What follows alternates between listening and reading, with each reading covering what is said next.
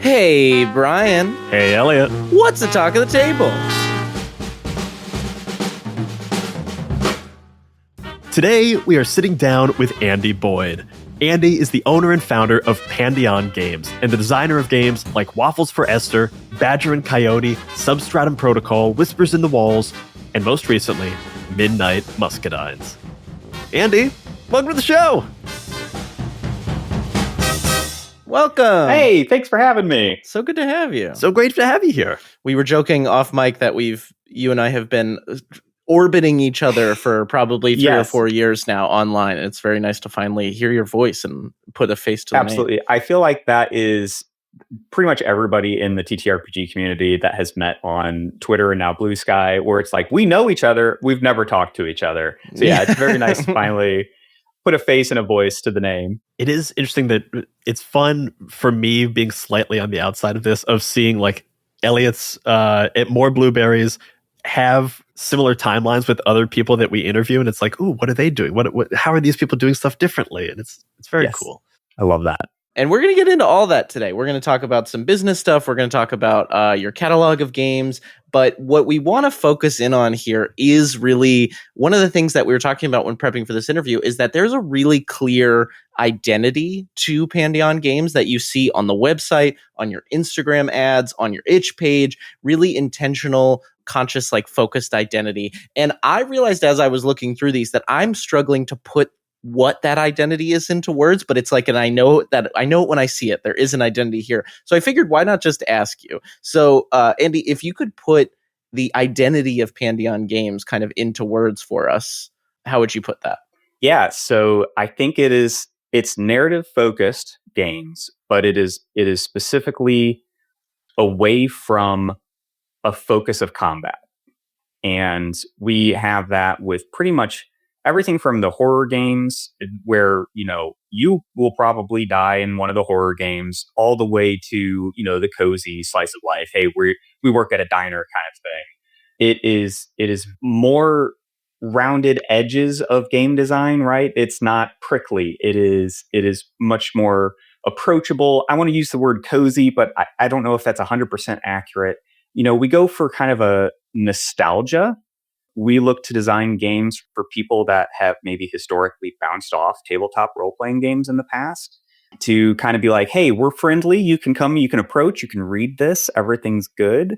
And, regardless of what genre you're interested in, right? So that's kind of, I don't know if I have a really good way to put it, but I agree, when we talk with other designers, I talk about how it is a Pandion style of game. And yeah, it is very intentional how we do that. And I think it stems from when I was first learning game design. I had a mentor, Matt Sanders, and from Sealed Library. And I remember I was writing up this game and everything, and it was an investigative game. And I had a whole chapter on combat and cover and, different pluses to weapons and stuff like that. And he was like, why do you have this? And I was like, well, it's a tabletop game. Like, you need to be able to, if players want to fight, they need to know how to fight. And he was like, they're investigators. Why is this here? You can say that they can fight through your resolution mechanics, but you have 25 pages dedicated to how combat works so that really kind of opened my mind of just like, oh, we don't have to do it this way. And so that's always been a big focus going forward, is just like, we don't have to do it the traditional way that we know of with like wargaming and, maybe even really wonderful games like Morkborg and Mothership. Like, they are focused on combat and fighting and kind of the gruesomer side of going out and, trying to survive. And so Pandion's always been like, what if we kind of take a different approach to that? It is tough to sometimes get out from underneath the 1,000-pound elephant that is D&D and combat things. You mentioned that you're kind of rounding the corners off edges of games and kind of looking to the players who might have bounced off TTRPGs before. And I think I was looking through your website in advance of this interview, and Elliot pointed out your Waffles for Esther. Yes. And it has a section in it that I really like on the product page that is just you explaining what solo journaling games is in a really clear, really like I don't want to say hand-holdy in a pejorative way, but it like a very kind hand-holdy way. And I just want to read it straight because I really like it. Waffles for Esther is a solo journaling game. That means that this game is played by yourself by writing your actions and answers to questions in journal, notebook, or word processor. Write more of your story after each step, dice roll, and card flip. Expand on what happened to have a crazy fun adventure. But don't worry, this book will guide you along the way and show you how to play. For a while, before I knew what solo games were, if someone had just told me that, I would have been like, oh, okay, great. I know what it is. But I do really like the idea of being able to guide those players in that might have bounced off it before. And I think that's especially true of solo games. Well, I think part of it's especially as game designers and people that are in TTRPGs a lot, like if the players that are in TTRPGs a lot, we assume people know what these terms mean or what it is that you're supposed to be doing. And especially with smaller games, like, well, I don't want to dedicate 4 of my 12 pages to explaining how to play.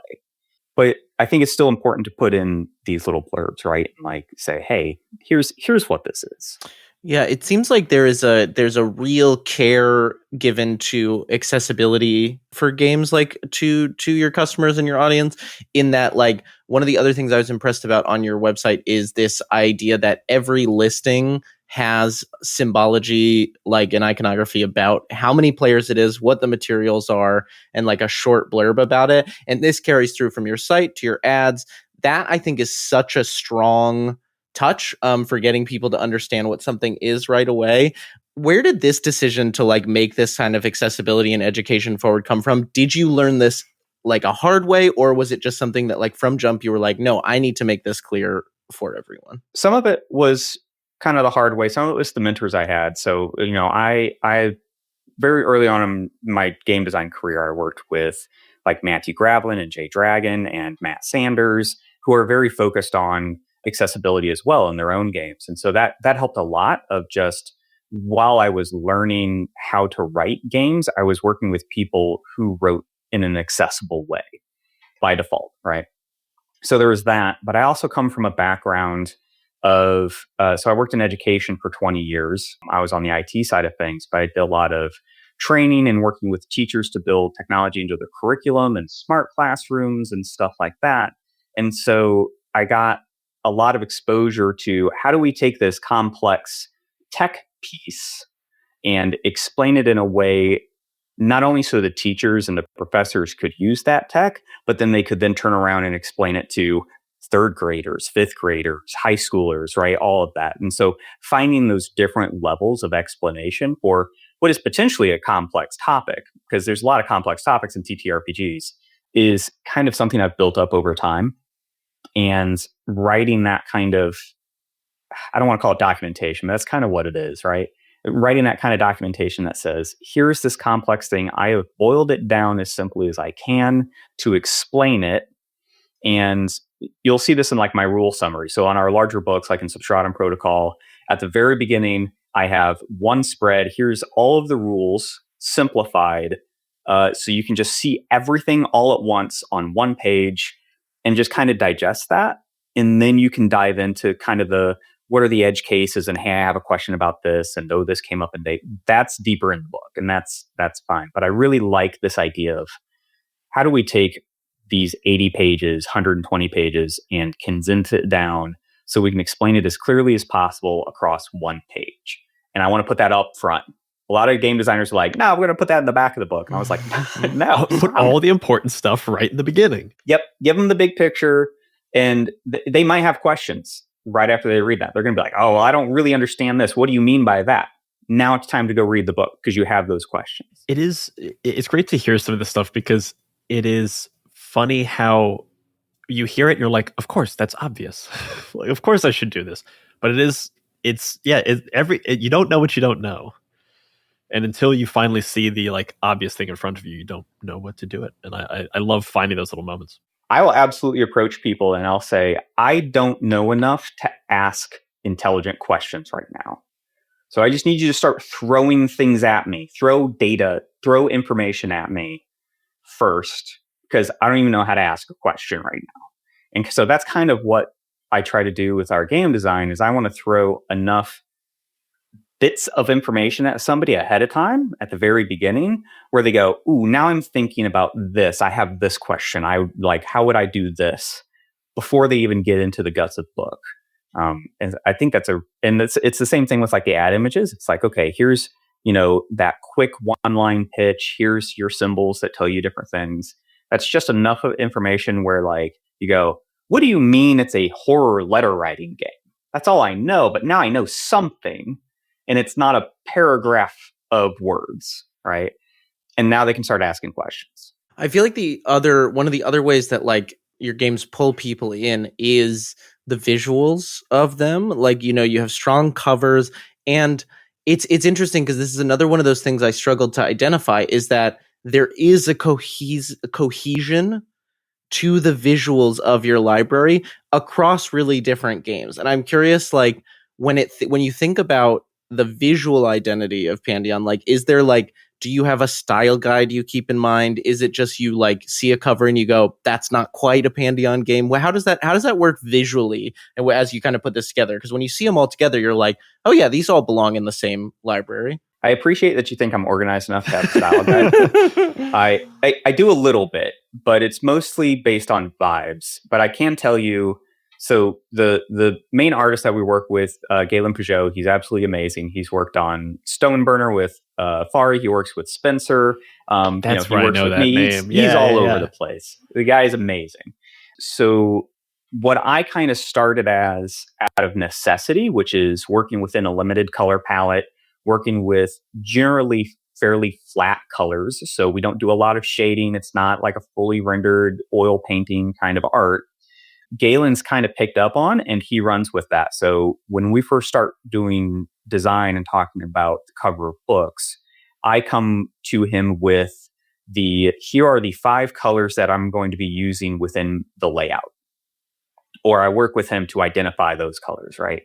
And then those are the only colors he will use in his art at all. He might do some cross-hatching, some dithering, things like that to give some kind of shade work to it, some texture. But overall, I think part of it is this like layered block color approach where we have these different assets and pieces of art, and they get layered on top of each other. And that is your cover, that's your art, different things like that. And we've kind of carried that over through everything. And it started off as kind of a necessity because, when we first started off, we had no money. We didn't have an art budget. I didn't know if anything was going to sell. So I didn't know if I could spend money on art. And so, we were working with public domain and maybe creative market for simple stock art, or I was making something myself with my limited abilities. And then I was working with my partner to be like, I don't know anything about topography. So could you help me out with finding fonts? And fonts became a big deal because if you can't afford art, it at least needs to have really good fonts and layout. And so it's kind of grown from that.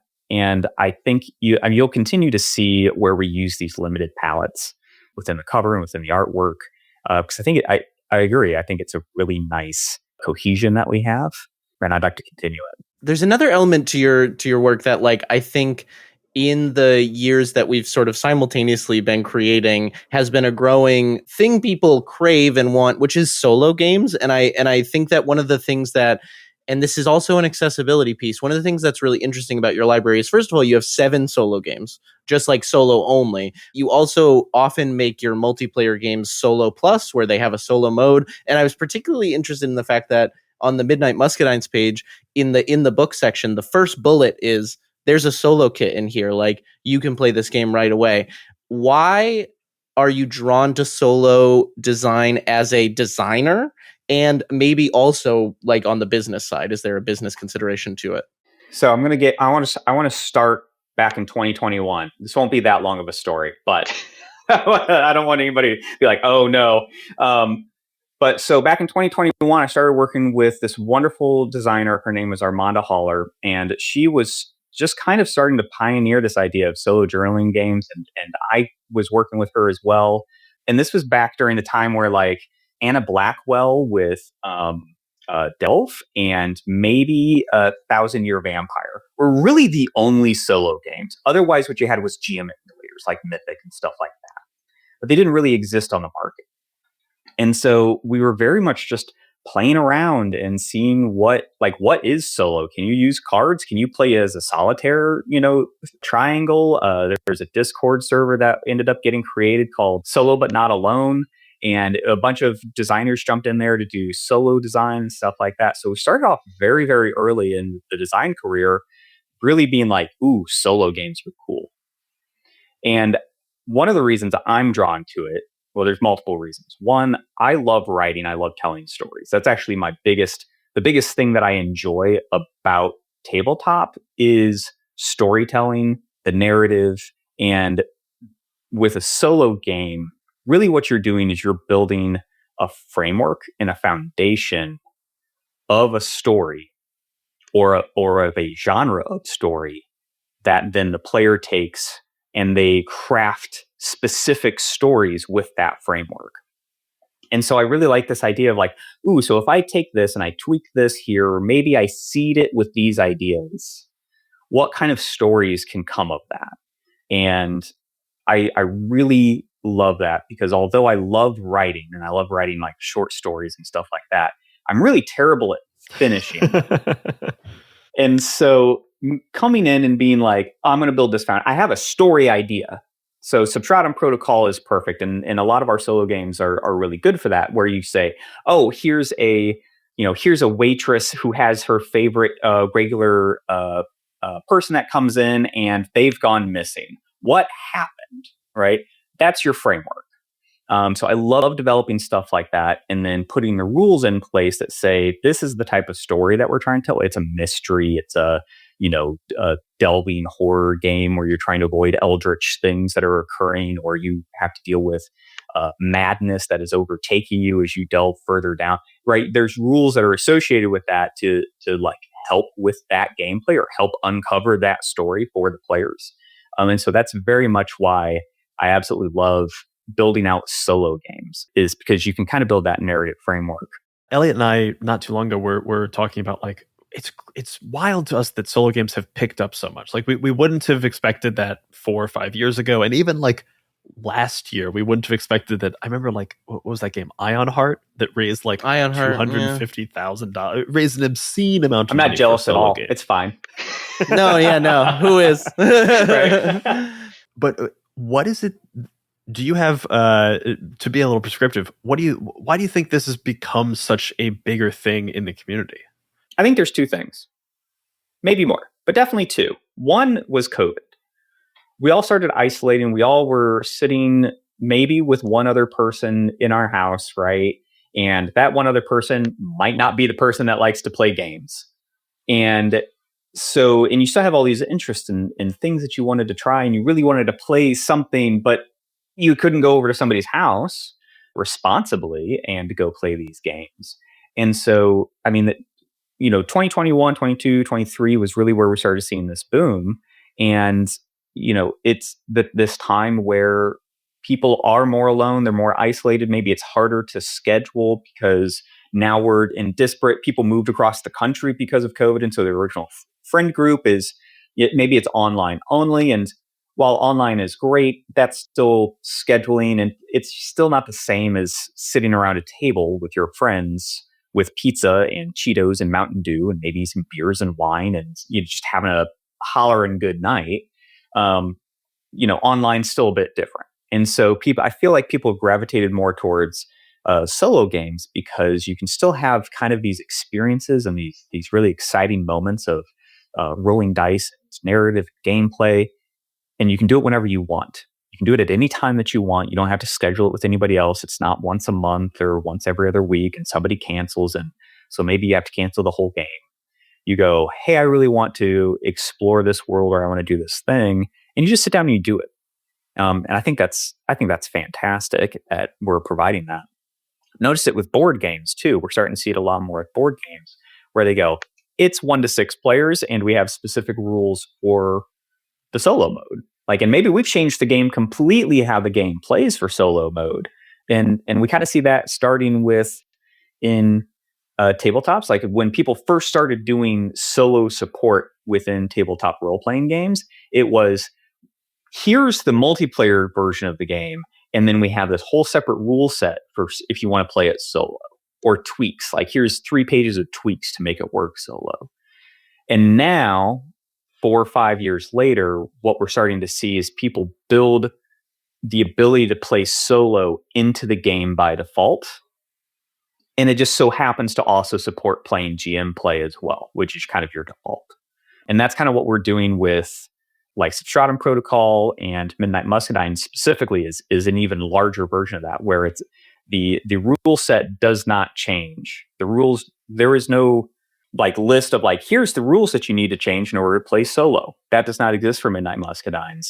What exists is, here's how you create story. Here's rules that replace the GM. Here's tables. Here's this and that. But the rules themselves are the same, regardless if you're playing as a group or you're playing solo. So I think we're going to see a lot more of that too, which I think is just super exciting. I was really excited to see that on your Kickstarter page, that Midnight Muscadines supports solo, duet, GM-less, as well as GM play. I don't fully know what that looks like, and I'm excited to learn more and find out. It's one where, so what we discovered was, if you build the rules to support somebody going at it solo, so all the rules were kind of player facing rather than GM facing, and the GM, their purpose now becomes more of a facilitator of the story, not of the rules, not of the roles, of the story. That really opens you up, so that role can live with anybody, right? They're just facilitating the narration, or, oh yeah, I'm going to look, instead of you looking at this random table, I'm going to look at the random table and tell you what happens. That role can now live with anybody, because they're not rolling dice behind a screen to see who hits or how much damage, or, they don't have to have that task anymore. And so once you kind of make that be able to live with anybody that's at the table, even if it's just one person, it really opens up with, like, for instance, on a duet game, we experimented with this with Badger and Coyote. You have a token, and the person's whose job it is to kind of have the GM's responsibilities pass back and forth between the scenes. So one scene, one player is going, okay, so this is what happens, blah, blah, blah, blah, and then you're both rolling to see what happens, and you narrate both players' characters' events. And then on the next scene, you pass that token to the other person, and now it's their turn to, really build the scene. And so each person has this opportunity to be surprised still, because one scene they're giving the surprise, and the next scene they're getting the surprise. And so we kind of build that into games going forward. I'm actually really excited about it. It's cool. It's a really interesting design space that I think will be more popular, probably, like you're saying, and I think makes sense, that, like, if you design it a certain way, that all works. Real quick, before, I do want to get into Midnight Muscadines a little bit more, but you mentioned Badger and Coyote, and I think that Badger and Coyote is this game that is indicative of your journey as a business, where, like, you have invested in small consumable games, like small, like, easy to access consumable games, and the price points on your website are not high, which I think is, like, another element of accessibility. You can get, like, the horror bundle, which is 8 games, I believe, or 7 games in a journal. I think it's 8. Yeah, and it also comes with a journal. And that's only $118. Like, so I think from a business perspective, I'm curious about how you've built the business on, obviously, Midnight Muscadines and Substratum Protocol started to get larger, and Midnight Muscadines is obviously large, but how have you built a sustainable business where you were able to go full-time? You were telling us in January, which, congratulations again. How did you kind of build that on these small sort of, I don't want to say bite size, because they're bigger than a bite, but they're not quite, I agree. We started with basically 12 pagers, so little 12-page zines. And I think it's important, if you're going to do small games, you need to have a decent number of them. Like, if I only had Waffles for Esther on my catalog, I could not go full time on that one game. And so with this bite-sized game, you need to have multiples that people can pick up. Think like when you're checking out a store and there's like that whole candy section and they're all kind of cheap, right? And you're like, ooh, I'm feeling a little hungry. And so you'll be like, I'm going to pick up a Reese's, maybe some Milk Duds, and maybe, right, like that pick up and go kind of mentality. And so these smaller zines priced between like $10 to $15 kind of does that for people. And so instead of coming to a site and being like, I can buy one $40 book, some people come and say, I can only buy one $10 game, and that's fantastic. That's totally fine. But a lot of people come to the store and they say, I can buy 3 of these games, and now I have a horror game, and I have a cozy slice of life game, and I have a group game about a horror summer camp with camp counselors, right? And that's that differentiation is really cool. But to get going was interesting. So what we would do. So I published my first 4 games while I was unemployed and living out of an RV. And so I had no money. And what we did was we pitched the games to different online retailers like Exalted Funeral and Knave of Cups and just, a bunch of online retailers. And they'd be like, yes, I want 10 or I want 25 or, whatever the number was of each game. And we would take all of that money and we would buy as many books as we could, fulfill to the retailers, and then the rest would go to either IPR or stay with me to sell on my site and then provide restocks. And that's kind of how we got going for absolutely zero money. We weren't doing crowdfunding. We weren't, right? I was basically just taking in retailer orders, making pitches, which Matthew Gravelin was the one that was teaching me that. We were talking about Matthew Gravelin earlier. He was the one that was like, hey, here's how you write a pitch. Here's how I got in with IPR and some of these other places. Here's how you do this. And pricing in such a way where we always talk about how the margins on tabletop role-playing games and board games and stuff like that are very, very thin. When you first get going, you don't have a lot of choice because you're going to probably be printing with Mixam. You can probably only print 100 to maybe 300 books. So that's kind of a fixed cost, but finding a printer where you can get down to like either under $1 or up to like $1.50 per book, that's super important because, we're talking about like, you want to hit the 8x and the 10x for pricing and stuff like that. And obviously, it's a very short ceiling for these small games. $10, maybe $12 if you go from 12 to 16 pages or 20 pages, right? It's a very small amount. So you got to get your margin super low. And then at that point, you really have to focus on selling a lot. And that's where, you start talking about hollering on Blue Sky or maybe talk about advertising and different stuff like that. But it is, don't pay for any of the print runs. Have those paid ahead of time. Order as many books as you can to get the lowest price on there so you have the highest margin. And then try to sell as to many customers as possible rather than retail because, again, highest margin. And then you reinvest that, right? And I was super lucky because after we did those first print runs and stuff like that, I was able to get another job and go, okay, I'm going to take all the money from Pandion because it's still not a lot and reinvest that. Now we're going to buy art. Maybe we'll do a larger print run so the books are even cheaper. I'll reach out to more people. Maybe I spend $5 a day on an Instagram ad, things like that to kind of reinvest into the business for these small books. And then you just kind of grow, right? You're like, okay, so I've got 5 books now. I'm going to design something else. It's another 12-pager. Now we have more. Now let's put together a bundle. Now I have enough horror games. I can bundle it into a horror bundle. People love bundles. And now instead of paying each purchase being $10 for the purchase, now they're paying $50 or $60 or $70, but it still only costs me maybe $5 to $8 for all of these little books, right? Whereas if you get into a big book, right? If you're talking big A4 hardback with 250, you either have to order 5,000 books, which is untenable for business our size, or you're paying $13 to $20 a book. That's scary. Yeah. And so that's where it's like, okay, well, if we just bundle a bunch of small books, it's still only $5-8, and then we're now making $50 a sale instead of $10 a sale, so $40 in profit rather than $8 in profit.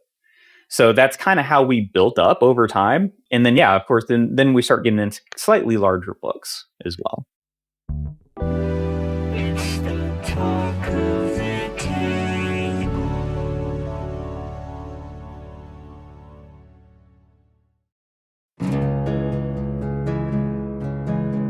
Hi, I'm Maia, and this is Maia's Game Room, a narrative actual play anthology featuring short-form, story-driven TTRPGs. Each season tells a new story using a different rules-light system brought to life with sound design, editing, and emotional-rich roleplay. So, if you love cinematic storytelling and character-driven drama, come check out Season 1, set in the haunting world of the Electric State RPG. Just search Maia's Game Room wherever you get your podcasts. As far as finding customers, and you mentioned like advertising, using Instagram ads or stuff, at that early stage, because I'm sure there are people listening who are like, I've got 3 or 4 small games and it's tough to find people who are interested. What did you find was most and least effective to like find customers for these types of games? Ooh, yeah, it's really hard. It's really, really hard when you're getting going.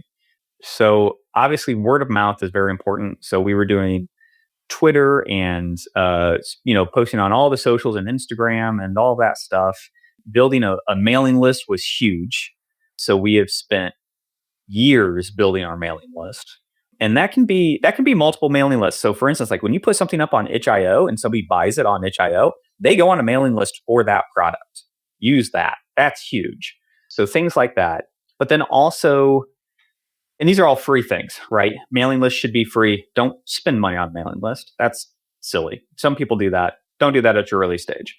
But also think about not TTRPG scenes and how your game might be received by somebody outside of that. So for instance, Badger and Coyote, huge hit with anybody in the sciences, in the natural sciences, huge hit at outdoor stores. So we get purchases from outdoor retailers that want to carry our books as like a counter, like on their counter at the checkout, sure. Right? And we're talking, and so we get purchases from people like that. People have also like in stationery stores and like candle shops have purchased our games.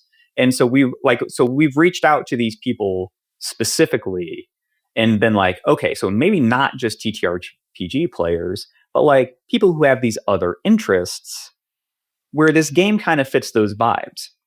With some of our horror games, they have a lot of camping themes. So we talked with people who did like Boy Scouts and after school activities and, camping events and different stuff like that in order to kind of hopefully reach out to people outside of our sphere. We keep talking about how, we just all pass the same $5 back and forth. And to a large extent, that's true. And really your core audience is going to remain the TTRPG scene. So I'm not saying ignore that. Should absolutely build up a community and find cool people and do cool things within the TTRPG community. But to like break beyond that, to really get your sales going, really start looking at like we follow, like, so for instance, on Instagram, we started following these stationery stores and we started, so they would be like, oh, hey, Pandion Games follow you. And they're like, who's Pandion Games? And they would look at our profile and they'd be like, oh, hey, this is actually kind of cool. And so like that was one of the methods that we used to try to get out there. And like, for instance, so Storyteller had a cool mechanic where you could tell a story to an audience and it was an interactive audience rather than active players. There's whole mechanics behind it. And I really need to promote that better, but it's due up for like a redesign. So I'm not talking about Storyteller too much. But what we learned was that like, hey, people in theater would love this because you could have 1 or 2 people up on stage interacting with an audience. All right. Or telling a story. Or we found out people were just using the prompts in the book to create the beginning of the story and then using another system to play that story. And I'm like, that's fine. Like, that's great too. And solo games are fantastic for that, where people are like, oh, I picked this up in order to do this, like build something with these prompts. And then I'm going to go over here and use that to do something else. Fantastic. Do that. So yeah, especially if you don't have, like, we did not have money to do any advertising until the last like 12 to 18 months. And then we started off very, very small, like $2 a day. we would post an Instagram ad and we'd boost it for $2 a day for 10 days and be like, did we make any sales? I don't know. And like try to really figure that out. And, it obviously everybody's at a different stage, but it's an easy way to dip your toe into like not just yelling on social media, because that can be exhausting, and kind of being like, okay, I got $20. I'm going to set $20 aside. I'm going to run this ad for 10 days and just see what happens, drive people to my store. Maybe I can make some purchases and just kind of test it. Whereas I think a lot of people think that going into advertising, you got to have like $500 or $1,000, or it's so risky because, you could just lose a bunch of money. And I agree, there are definitely platforms out there where that can absolutely happen if you're not careful. But boost an ad, boost a post on Instagram, spend $2. You got to let it run for a little bit so you can figure out what it's doing. But find things like that where if you make 1 or 2 sales, you've broken even, right?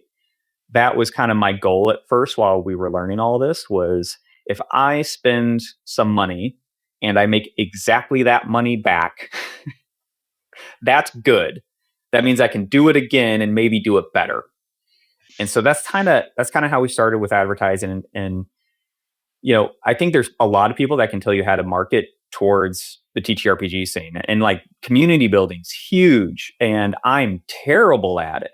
We're actually in talks right now with a community support person just to be like, I don't know what to do. I'm really bad at engaging my players, and I love my players, but I'm just really bad at asking questions and putting together events, and I'm not good at that. And so, if you are good at that, lean into it. Build your community, build events, run itch.io game jams, run, different things where people can come and check out your stuff and be like, "Ooh, yeah, this is cool. I want to make something for it." And that is huge, because that's how you get really dedicated people that want to do stuff for your games.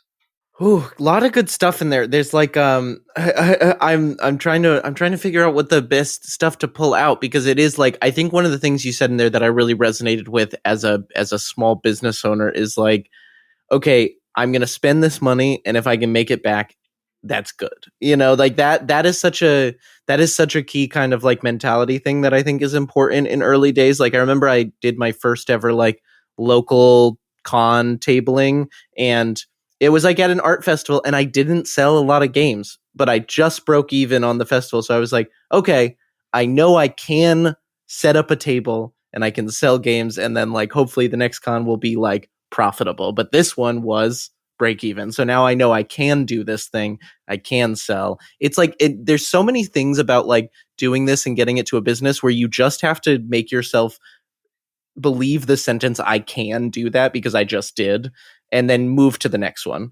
You really want to get those first reps in like a low risk environment. Oh, absolutely. Like just get to the plate and swing, knowing that it doesn't matter if you connect. It is an every task that you do building your business is incredibly hard and terrifying the first time you do it. And then by the 5th time you do it, you're just like, this is just a Tuesday. It's fine. We're just going to take care of this. Yeah. Right. But that first step is terrifying because you've never done it before. But you do have to go into it with the mentality of just like, I'm not the first one to do this. I know it's possible. I know I can do it. I can do it. Now I'm going to go like have a breakdown in the corner beforehand, but I can do it. Mm-hmm, mm-hmm. Elliot, I know we talked about this with you with like when you ran your first crowdfunding campaign or like your first big one for Product Deco, it was like scary and nervous and it was many emotions. And then not too long ago when you were running the crowdfunding campaign for Vidya Valenti's game, A Land Once Magic, the way you talked about it was very much like, oh yeah, I can do, like, that's super easy. I can do that on the side while I'm doing other stuff. Yeah, and it was like, no, that one was actually more complicated than the initial one. And you are now at a point of treating it like, yeah, that's, I don't want to say it's on autopilot because you put in a lot of hard work to it, but like, yeah, sure. you knew the path to it. You were like, I know how to do that now. That's not a big deal. It'll be work, but it's all work I know how to do. Yeah. It's the perspective shift is good, and it's also good to have people like you, Brian, around who make you stop for a second and go, wait a minute, this used to give you nearly a panic attack to do, and now you're doing it for someone else amidst a bunch of other work. So yeah, it is funny the way that your brain changes in making a business work. It's crazy. Oh, it does. And what I think is hilarious is we get to the point. So like I still remember to this day the first $2 tip I got on the very first thing I ever posted. I remember that because it was where I was like, somebody will pay for this? Yes, let's go. Right? Like, and years later, I have to remind myself that I was very excited about that $2 when I'm like, it's been kind of a slow month. And like, I'm looking at my numbers and I'm like, no, pause. We are doing so much better than we were last year. Like, this is crazy. Like, these are numbers beyond what I could even have imagined when I first started. Like, you get used to it, but then you also need to remind yourself of how far you've come. Yeah. You got to remember that $2 tip, even when it doesn't mean anything to the grand scheme of things anymore, is still exciting. Yeah. Oh, it's very exciting. When I get a $2 tip on itch.io for like a game, I'm like, oh, thank you very much. I appreciate that. When someone pays for a pay what you want game, I'm like, oh my God. Yeah. I think that's wonderful. I've got a question. I want to ask one more question about like advertising and like getting those early swings in early. That is maybe a little bit self-serving because currently, as of time recording, we're running some ads for Midnight Muscadines and for your current crowdfunding campaign. Yes. I'm curious for you as a business owner and a game designer and someone who is looking at a lot of opportunities out there. How do you look at the various opportunities and say, this one I think is worth investing in, this one I don't think is worth investing in? This is going to be very self-serving. And if you don't want to answer this on mic, we can cut it out. But like, why did you look at us as a test case and be like, this one's worth investing in? And like, how can new business owners, new designers be looking at opportunities out there and like picking the right calls? Yeah. So there are multiple reasons to advertise. Everybody thinks about the making of sales, right? Which makes sense, right? Like you want to make money on your ads. That's fine. Yeah, I totally understand that. But there's also raising awareness, right? And one of the things that we struggle with today is we're making sales, but nobody's talking about our games. So there's not awareness, right? From a larger community perspective, I struggle with the awareness of our games.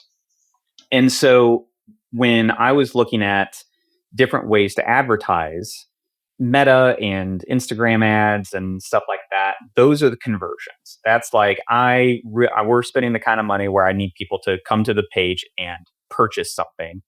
And then things like the mid-ad roll that you guys put together for us and like going on podcasts and things like that, you have a very specific audience of TTRPG players that love multitudes of different stuff.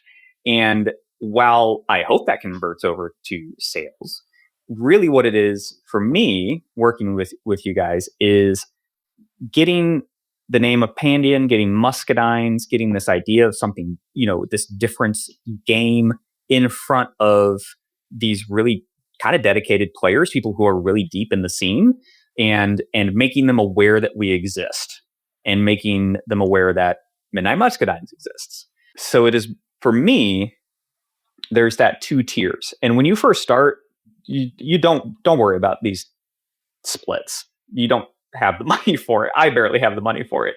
But like, there's I want conversions, I want purchases. There's a specific kind of ad that you need to look at and figure out what to do for those things. And then there's the long-term, like I don't know if we want to get into this, but the marketing funnel, right? There, and you start with awareness and you go to like people talking about the game, and then you have conversions, and you have your really core group at the bottom. That's like your word of mouth people that evangelize your business. That's kind of the funnel. And so working with like a podcast, like Many-Sided Media, is very much awareness and building fans and making, people aware that might, not only purchase the game, so like that's cool, but also be like, I want to make something for this, or this was a cool idea and now I want to make something and I'm going to say that it was inspired by Midnight Muscadines, or different things like that. That whole community aspect that I was talking about is kind of, well, one, you'd reached out and I had already heard a lot about many-sided media, and people are like, you need to go talk to many-sided media and Brian, and I'm like, I know, but I'm really nervous about it. And then you reached out and I was like, yeah, okay, let's go. I'll spend some money here, and I know that your entire media company and podcast is well respected. All of your podcasts are well respected, and like that's where I want to be. I want to, if more than anything else, if I'm doing especially bespoke ads, like because you guys recorded an absolutely wonderful mid-roll ad for me, I want to make sure that they're being presented on platforms that are well respected. And that can be small, like that. Well respected does not mean they're large. It means they're respectable people and nice people. That's very important to me. Yeah. So I mean, I don't know if that answers your question directly, but like, no, it does. It was very much an awareness piece where I wanted to get out in front of your listeners and say, hey, this is Pandion, this is Midnight Muscadines. It's cool. It's fine if you don't buy. I'm not, this is less about purchasing. I think it would be great, but like it is more about, I want your listeners to know that we exist, right? So in the interest of time, I do want to shift over now to Midnight Muscadines a bit and ask about both, like, I want to get into what this game is because I think it's got a really fun, interesting premise, but it is also the largest project that you're tackling as a business. By far. So what made you ready to tackle a project of this size, and what is Midnight Muscadines?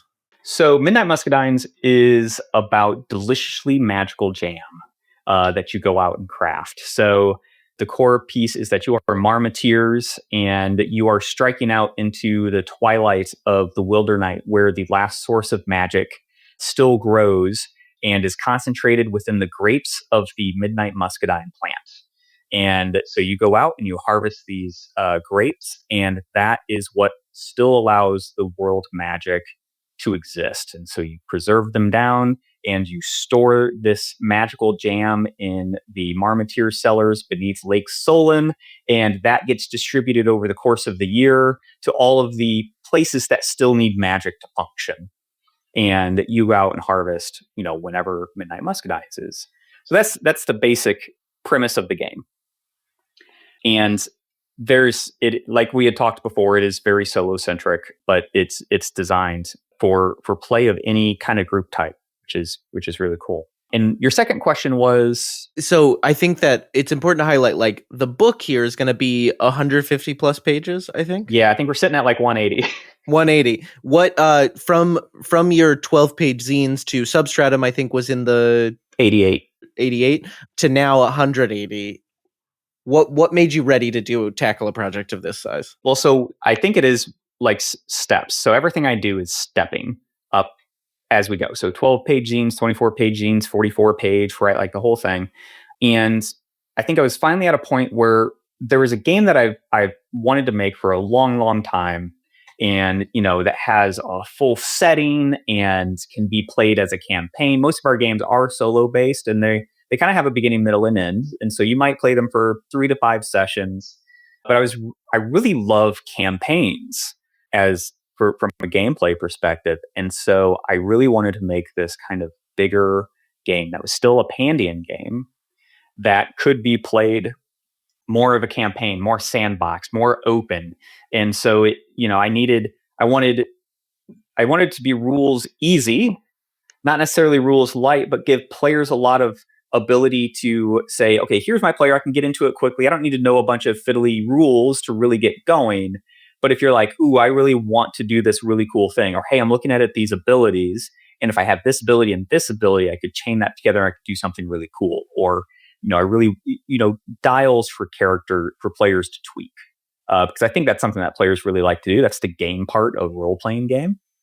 So I wanted to really explore that more. It's something that I enjoy doing during my own play. And then also the setting. I had been working kind of on a setting document before Midnight Muscadines was even a concept. That's where the idea of the Wildernite and Nim and the Shattered Sun and these different, the two gods and the great spirits, and that's where all that came from. Was I had been working on this setting in the background for a while, and I was like, yeah, this is the game for that, right? Because it's the jam mixed with some of the history. Like you got autumnal nostalgia, the coziness of a lot of these aspects, but then you also have one literal darkness, and then also dark themes kind of interwoven throughout that are transpiring. And so I kind of wanted this to be a flagship game, honestly, something that people could poke at and interact with and discover things and add their own canon to. And a small game just full of tables wasn't going to be able to satisfy that, in my opinion. It's fun to take this back to the beginning of this conversation. There, you call this a cozy dark game, and I when I read that in preparation for this interview, I was like, that could almost define Pandion Games. Like you're with right. with the stretch, with the breadth of games you have, like you've got cozy, you've got horror. You talked about like rounding the edges. It does feel like, I like that you're thinking about it as a flagship, because it does feel like it feels like a flagship of like the stuff you've been working towards, which is really cool. Yeah. And we do have, like, I have so many plans for this game beyond the core book. And I'm always hesitant to talk about it because I was like, the campaign's going on right now. And yeah, I need to get the book out. But Yeah. I want to do so many the cool campaign's things going in this well world. right now. So I know. talk about some of your cool plans. So, like, for instance, I'm curious. some of the cozy aspects of it, I would love to. I've actually talked with Steph from Fistful of Crits, because she does the Toe Beans expansion for 5e, and I was like, I would love like mechanics and aspects and a little expansion where the entire game is you are the owner of a cafe or you're the owner of a tea house, and it's people coming in with drama. People coming in with different things you need to do, almost kind of like a Strange Horticulture game, like the video game Strange Horticulture, where it's like, here's all of your ingredients, we're doing crafting, we still have your stats and everything, but now we also added in like shop mechanics to be a shop owner. I would love to have that, because the world supports that so well, to be able to be like, okay, well, what town are you in with your shop, and do you need to go to another town, and we've got guilds that maybe are running illicit goods to you, ingredients from out in the Wildernite that you're going to need in order to craft this thing for this person, and so now you got to go work with the field hands. So like there's a bunch of really cool stuff that we could do there. I would love to write a campaign book for kind of the larger world aspect of things. So the main game is going to be really about going out and finding Midnight Muscadines and kind of the adventures around that, and participating in, Nim itself and how that magic infuses into the world of Nim. But we have these concepts like the tapestry below the earth, and it is an interconnected, that's where the interconnections of these three other worlds happen: Dusk, Song, and Dream. And, so there's this, and your ancestors, the whole reason we have a shattered sun is because they trapped the sun god after killing the night god, and he was so enraged he shattered the sun, and now he's in a prison somewhere, but it's forgotten. I would love to have a campaign that explores that, right? Of the sun god getting back out and being like, those final sun shards that are lighting Nim, they gotta go, and rampaging, right? I would love to have a campaign book about that. So like, it's really interesting. Oh, and then also the Wildernite itself. So one thing that we do with all of our books is they're kind of also in-game artifacts. So for instance, in Substratum Protocol, it was written from the point of view of the Fracture Observatory, and there's an unknown scientist writing notes in the sides of the every page and all of this stuff. And with Midnight Muscadines, it's written from the point of view of people in Nim, so the Marmoteers and the university there and stuff like that. And so everything out in the Wildernite is kind of hearsay. And I even put that at the very beginning, I kind of put the book where I was like, this could be, a false narrator kind of situation going on. Not much is known about the Wildernite.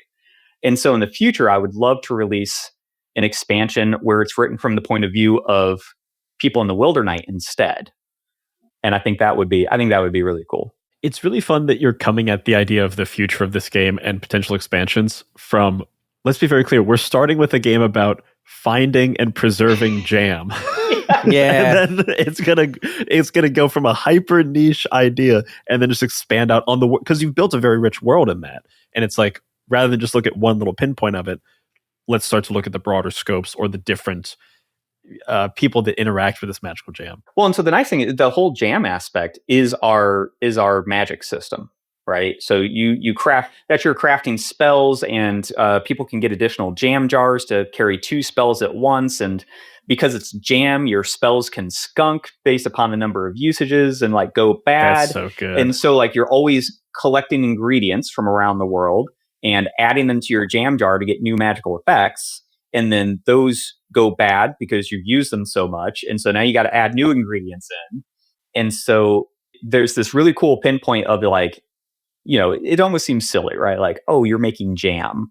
But it's this really, what I think is a really interesting basis for this like really narrative magic system that I don't think we've really seen yet. Yeah, I'm really excited for it. So like even with these, you know, expansions, it still goes back to this concept of this like narrative magic. It's really itching the same part of my brain as the game we just made with Fiducia of A Land Once Magic, of like, this feels like a world of that game of like, it's fantasy, but it's not fantasy like you've ever thought about it or seen it before. Like it's jam magic, and it's got this. Yeah, I really love the world building you've done here. That's really, really cool, and I'm excited to see these other books. And at time of recording, over 30K on the backer kit. Hopefully that means that you've got some like funds to invest in that future of the game, which we love to see. We love to see people. No, we'll definitely, all of those things will happen because I will make them happen. I want to see and play those things. So yeah, no, it'll definitely happen. And if you'll indulge me as we kind of come to a close, as somebody who went full-time last January, you just went full-time this January, I feel like I'm curious because I get asked this question a lot. What does your week look like as a full-time game designer and small business owner? It is, okay. Yeah. So my weeks are usually, so I start with like packing orders. I am, you know, kind of looking at analytics, making sure things are still on track. And then diving into socials and, you know, checking in on Discord and Blue Sky. And then because we're in the middle of game development, there's just a lot of game development happening right now with doing edits. And I'm working with M. Allen Hall as a writer. So he's, you know, working with him for, you know, answering questions and figuring stuff out like that. And then also like a lot of inventorying and making sure I don't need to submit new print runs and stuff like that. So there's a lot of that happening. And then I also go on dog walks whenever I want, which is really nice. That is, and that's the dream. Yes, exactly. Hell yeah. And then Andy, the last question that we like to ask on this show is the same question we ask every person who comes on the show is, what are you bringing to the table? And this is just our cute way of asking you for a recommendation of anything that you'd like to recommend to our audience. So it could be a movie, a book, it could be going on walks with your dog, it could be inside of tabletop, it could be outside of tabletop. What are you bringing to the table? Oh man, I would love to just say, if you're really interested in like the cozy dark aspect, people kept recommending it to me, and I finally watched it like 2 weeks ago. But Frieren, the anime, is absolutely in the same vibes as Midnight Muscadines, in my opinion. It is just such a cozy but incredibly dark show. Highly, highly recommend it. If you want to get into this interesting, like kind of more modern, very laid back, cozy vibe that's also like, oh, this is kind of dark. That, I think that show is amazing. Oh, I also recently picked up a really cool board game. If we want to talk about really cool solo play, right? We were talking about solo and like bringing stuff in. So it was called Deep Regrets. They just shipped their Kickstarter. That's how I got mine. I love that game, especially to play it solo. It's basically like Gotta Catch 'Em All Pokemon, but for Eldritch deep sea fishing. And it's wonderful. Excellent. Yeah. I'm looking at the art, and The art's real good. Man, that's so sick. Andy, thank you so much for coming to the table. Do you want to let people know where they can find you online if they're looking for you? And also, where they can find Pandion Games. Yeah, absolutely. So you can find me at Pandion Games on Blue Sky, Discord, pretty much all socials that we are Pandion Games. And then you can also find us at pandiongames.com. That is where we pretty much sell all of our physical and digital books. And then also pandiongames.itch.io for everybody that loves itch.io. And if you want more gaming content from us, please join the Many-Sided newsletter or the Many-Sided Media Discord, where you can chat about this and all of our Talk of the Table episodes. You can also support Talk of the Table on Patreon at the Many-Sided Media Patreon, where you'll get ad-free episodes, bonus roundtables, as well as a bunch of great stuff for our other show, My First Dungeon, and Talk of the Table. Please rate, review, and follow Talk of the Table wherever you get your podcasts. And that's what the table is talking about. Bye-bye, everybody. Bye-bye. Bye.